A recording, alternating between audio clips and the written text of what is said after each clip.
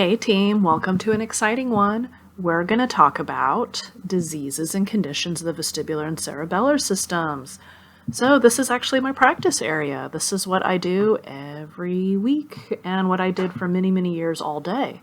So I have had, I think, pretty much everything by now and quite a few rare things as well. So let's jump in.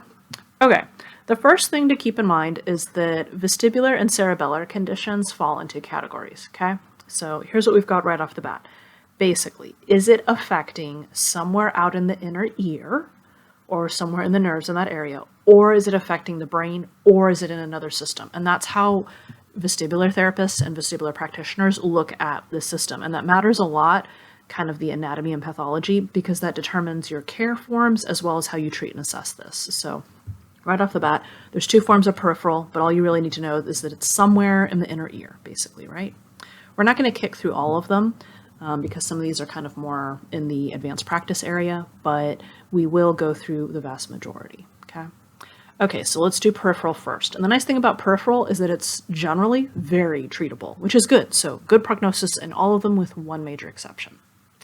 Okay, so let's start at the beginning. Vestibular neuritis. So this is a viral or bacterial infection of the vestibular portion of cranial nerve 8 indicated in the arrow there. So cranial nerve 8 comes off the brain and branches into two pieces. Sometimes infections manage to make it all the way in here, which is wild, but it does happen. And when they hit the vestibular portion of cranial nerve 8, we call that vestibular neuritis. So when it happens really early, they're in what we call a vestibular crisis, in which they are vomiting, they are so dizzy. Many times they admit through the emergency room thinking they've had a stroke, but thankfully they have not. It's an infection in the inner ear. It does not affect the auditory portion of cranial nerve 8. If it does, that's another condition. Okay, so that's big for your differential diagnosis. As it starts to get better and they come out of that first 72-ish hours, they have profound motion sensitivity. And they're honestly really fun to treat at any stage because you make them feel better. So they have a lot of signs and symptoms of vestibular dysfunction. I have the language on here. You don't need to know this specifically. Just know that they have nystagmus, they have postural ataxia, and a lot of nausea and vomiting, okay? So neuritis here, well, they actually will do some medication management. They might try to decrease swelling, and so a lot of times they'll give them a corticosteroid. Otherwise, they enter therapy and they become ours. So we help them recover whatever they can. With any luck, the issue with the infection is it causes compression of the nerve, and you can have a little bit of death of some of the axons in there. And that means that you need to kind of help the system recalibrate so that the left ear and the right ear are both perceiving with accuracy, because what it can look like is whichever side is more damaged looks like it's processing information in a different way. And so you kind of have to help them recompensate. Otherwise, you just kind of help them work around the problem. Generally, this has an excellent prognosis.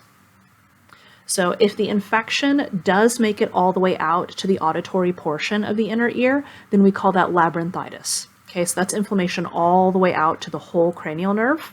So it's all the presentation of neuritis plus the tinnitus and hearing loss, okay? The management is the same. They're going to give them corticosteroids and possibly manage some of the symptoms, and then they go to therapy. The big thing here is to screen for hearing loss, because if it is present, they need to go see an ENT. We really don't want them to lose any amount of hearing, and the ENT needs to help manage that, okay? Meniere's disease. This is the exception to peripheral conditions being more easily treatable. This still isn't fully understood, but in essence, you remember out in the semicircular canals how there's different fluids? Well, it turns out there's fluids with different concentrations in there, and we call that perilymph and endolymph. And what can happen is some of the structures of the semicircular canal rupture, and you end up with mixing of the solutes. And so when that happens, you get profound vertigo. So these individuals can experience what's called a vertigo attack, which will almost throw them to the ground. It's quite remarkable. Individuals with Meniere's disease have a classic trio of symptoms during an attack, sometimes called a Meniere's attack, sometimes called a vertigo attack. Profound vertigo, which happens all at once. The duration is anywhere from 20 minutes to 24 hours. Because this is all the way back, like towards the cochlea, there is fluctuating hearing loss. They usually complain of head pressure and oral fullness, and they definitely have tinnitus, and it's nonstop. It makes them very frustrated. So Meniere's disease, for some reason in medicine, has become something of a garbage diagnosis, which is a term that we use when physicians don't know what a condition is, and so they tend to throw a name at it. You'd think they wouldn't be eager to do that, but that is the case. So many times folks have vestibular migraine or neuritis or who knows, many other conditions that's called Meniere's. So the number of times you're actually going to see Meniere's is quite low, but you're going to have a lot of people who are misdiagnosed with it. So just a gentle heads up on that. How do we treat this? There actually really isn't a whole lot of treatment once they're in the attack. You just manage the symptoms. Chronically, though, we do try to prevent the attack from happening, which thankfully there is really good treatment for. They need to engage in what's called the CATS avoidance diet. They need to avoid anything that can alter their electrolyte and fluid concentrations, which means no caffeine, no alcohol, no tobacco, no fluctuating sodium. So they need to stay on a low sodium diet, and it is aggressively low, mind you. It's something like, I want to say it's 1,600 milligrams a day. It's very low. So these folks have a really hard time with that particular attribute. Maybe you can quit the other substances, but sodium, you basically can't eat out unless you just really like garden salad with no dressing, right? But it is possible to achieve management, and when you do that, they don't have any attacks. So that's nice. Otherwise, they basically just manage symptoms whenever they do get attacks. For folks who have frequent attacks that can cause severe debility, it's not unusual for somebody with an actual legit Meniere's diagnosis to be on permanent disability. They may opt to have destruction of portions of the inner ear through a gentamicin injection, and then they undergo vestibular rehab to help them re-level out their system of orientation. So that's a heck of a decision, but some people do that. You don't see that very much, but sometimes they do that. Otherwise, you need to educate a lot to prevent the attacks, and in between attacks, they may be a little bit unstable and you treat them a bit. So there are handouts which are really great for that. Let me know if you want to see some of them. Again, this is actually, they're not appropriate for vestibular therapy during an attack, and we can't change that with vestibular therapy, the odds of having an attack. We just educate. But if they're treated with that ablative procedure, that gentamicin thing, then yeah, we'll work with them for probably, 6 months to a year. Next condition, benign paroxysmal peripheral vertigo, abbreviated as BPPV. This is far and above the most common vestibular disorder, thank God, because it's very easy to treat. So otoliths become dislodged from where they're supposed to live in the utricle, and they fall into one of the semicircular canals. Each canal has a plane of motion that it's responsible for perceiving, so when the patient enters that plane of motion, the otoconia shift the density of the endolymph in there and kind of create a false positive, triggering the canal inappropriately. So when most people say they have a vertigo condition, this is probably what they mean. Not always, but often. How do they know? Well, it's provoked by everyday activities in the plane of motion. So the classic is rolling over in bed, tilting the head to look upward, or bending over to tie their shoes. The episodes of vertigo typically last less than a minute, and there are signs that we can use, positional testing that we can use, because this is a gravity-dependent provocation. You have to trigger the semicircular canal's activation in order for it to happen. So in theory, if they stay completely still, it's not triggered. So that's a good way to be able to distinguish it from central vestibular diagnoses. Central diagnoses are not gravity-dependent, and they will be dizzy even at rest with zero movement of the eyes or head. So with these folks, we have 2 tests that we can do, and then we look at their flavor or their type of nystagmus, the characteristics of it, and the duration, and then we try to put the otoconia back where it belongs. As such, the prognosis is generally excellent. There are some rare subtypes and some anatomical unique things that can happen, but those are the exception, not the rule. The most common form of BPPV is to the posterior canal. Just for anatomic reasons, that's where otoconia are most likely to go. And when that happens, they end up with vertigo when they roll over in bed, and we can detect it by moving their head into the plane that triggers activation of the posterior semicircular canal, and confirm it by observing the nystagmus. So basically, you can determine exactly what's going on by watching their eyes, which is really cool. Okay, let's see if this video wants to play. So here's what they'll do. They'll put infrared goggles on the person. They'll lean them back into the plane, because again, this is gravity dependent, and there's little cameras in there that work in infrared. And what you're looking for is a brief latency, and then for the eye to engage in an upbeating torsional nystagmus. In other words, the eye's going to flick up and twist. This individual has blue eyes and then a small little divot there, so that makes it easy to see. Let's watch it again. Okay, watch. The eye is pausing, then it starts to twist, and it beats up. You can see it even moves the eyelid. And it lasts for a little bit, and then it goes down. So as it goes down, that means that the otoconia has stopped moving. Yeah, not too bad. I put this here just so you can get an appreciation of it. So this individual has left upbeating torsional nystagmus with a latency. In other words, nothing happens for a few seconds. Then it increases in intensity, then it goes away. This is like a textbook positive finding.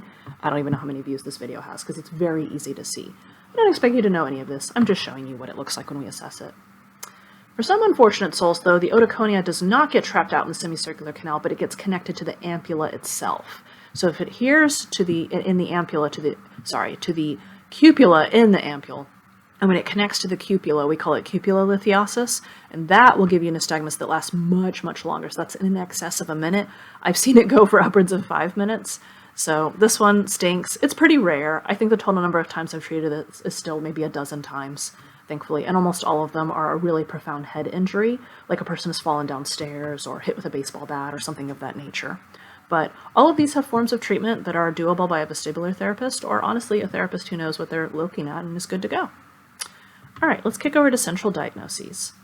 So central diagnoses are incredibly powerful. They come in a group. So we're going to learn them more as like a cluster because I think that's easier. By convention, we usually teach ototoxicity with central diagnoses just because of its presentation.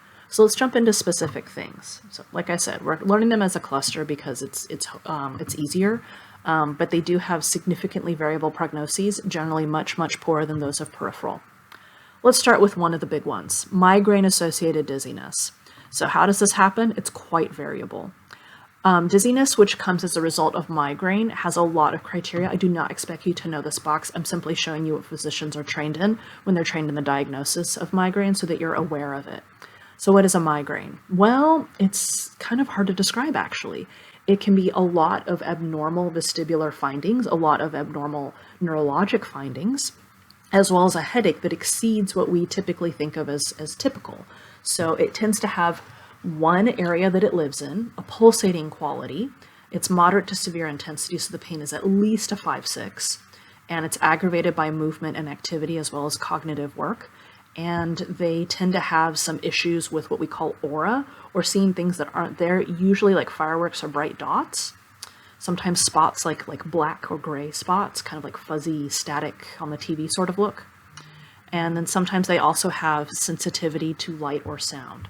So there's a lot of variation. I'm showing you what is like the textbook sort of thing, but we have more knowledge and we know that migraine is more than just a headache, not to downplay it because it can be extraordinary and debilitating.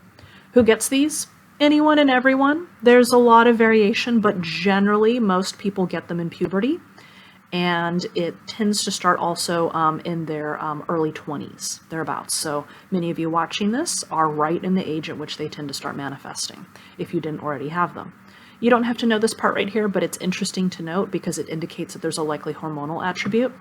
Individuals who are pre-puberty, the risk is equal across sexes. Once puberty sets in, so in other words, a teenager or like kind of preteen, the risk rises in girls. And then through your reproductive years, it is 3 to 4 times higher the likelihood in women.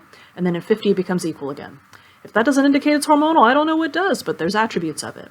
That doesn't mean that men don't get it, it just means the risk is higher in girls. Okay, so now we come into the pathophysiology, and this is where science has made some really good leaps forward. So note the pub date here on the paper that I was pulling for this. So I pulled a Nature Review disease primer because that's a really good summary of our understanding of a condition as it currently stands. It's not a systematic review, but it's a flavor of it, right? It's more like a monograph of the condition with greater detail. So pathophysiology of migraine is still, to this day, poorly understood. In other words, how these attacks happen, what triggers them, why they're spontaneous, all of this, all of what's going on inside the brain, we still don't fully understand. But here's our theories, and these generally kind of hold up with people's experience and then the medications that actually work. Sometimes I swear the medication regimen has been throw a dart at a dartboard and see if it works, and through that we've actually been able to figure some stuff out. So animal modeling has gotten better. One thing we do know is that in a brain undergoing a migraine is that there appear to be areas that are all just depolarizing. Neurons are just all firing, which is kind of wild. This is different from a seizure, but people with seizure can get migraine disorders and vice versa. However, it's really just a lot of complete membrane depolarization in certain areas, and really high levels of neurotransmitter dysregulation and electrolyte dysregulation as a result. Neurons can swell just a little bit. As such, this becomes an inflammatory state, and so you get macrophages activating in the dura, in the pia, and dendritic cells start kicking into gear. And all of this potentiates your nociceptive pathways in the brain. So the brain itself doesn't perceive pain, but the dura does, okay? So that's probably where you're experiencing the pain. Blood flow. There seems to be an element of blood flow, and there's two contrasting theories here. One theory says that there's brief hyperperfusion followed by long-lasting hypoperfusion. They found that this tends to be in areas that are experiencing aura, which is usually a term for signs and symptoms before the painful period of a migraine. This all tends to cause activation of trigeminal ganglion cells, and when that happens, they think this is a lot of the pathway for headache. You may have learned earlier that trigeminal neuralgia is a state of like extraordinary levels of pain from a neurologic basis. So they think that sometimes they're spreading depolarization involving the trigeminal ganglion cells. In other words, a bunch of neurons that make up a group which we call the trigeminal ganglion. And from this, you get activation of trigeminal nuclei in the spine and the cervical spinal cord, and that's part of the pain. In addition, as these ganglion cells are activated, as these neurons are activated, you get neuropeptides releasing. These neuropeptides are specific to the pain pathway. This bit right here is some of our most modern understanding, okay? So one of the things that gets released is calcitonin gene-related peptide, or CGRP, and this is a potent vasodilator, very, very strong. It's released by sensory nerves, and it's part of your pain pathway. Also gets released is something called substance P. This is another neuropeptide, and it also is part of your pain pathway. It makes sense that some of the most modern drugs to treat migraine are actually CGRP blockers, or those that manipulate CGRP activity. So basically, there's a lot of activity that shouldn't be there. Maybe blood flow isn't working. Some inflammation elements, triggers of that inflammation up in the dura, pain pathways are activated. That's basically our current understanding. And that follows with what people experience, right? Have you ever heard somebody say if they drink caffeine, that tends to improve their headache? Yeah, because they're constricting that possibly dilated vasculature in the brain. Yeah, so this starts to kind of line up. If we're talking about specifically the vestibular portions of migraine, we still don't fully understand it. But it's possible that the vestibular presentation is actually aura. In other words, it's preceding the painful part. And it's possible that individuals who have vestibular aura, vestibular migraine, they have a lower threshold in terms of like their whole overall motor control for motion in the visual field. In other words, if they go, maybe they tried to do one of those 3D image things, or they basically just take in a lot of visual stimuli, then that can be a trigger. So playing video games, there we go, that's a good one. Or doing virtual reality games or something like that. That might be too much stimuli, and that can trigger their vestibular migraine episodes. Or they have another condition that's triggering it. So if they have peripheral vertigo, this may cause the migraine as well. So if you trigger those horizontal semicircular canals, you can cause upwards of half of your patients with a known vestibular migraine condition to then experience the condition. So a lot of times this is happening unintentionally. They're trying to assess the patient, they trigger a migraine. If we look at the overall full-blown migraine attack, we get some insight into what's going on. So in prodromal, in other words, this is at the beginning, these individuals are often noting a variety of different issues. Look at all the different systems that can be triggered in the prodromal state. So this is in the days or so before, and it runs the spectrum, anything from cognitive impairment to swelling, like water retention, to fatigue, to sleepiness, to nausea, to diarrhea, to craving food, to having issues with speech production. It runs the spectrum. Then they enter aura. Aura is typically something that happens just before it happens. So like think a couple hours. I specifically have a migraine condition, and my aura is anywhere from about 10-15 minutes to about 3 or 4 hours.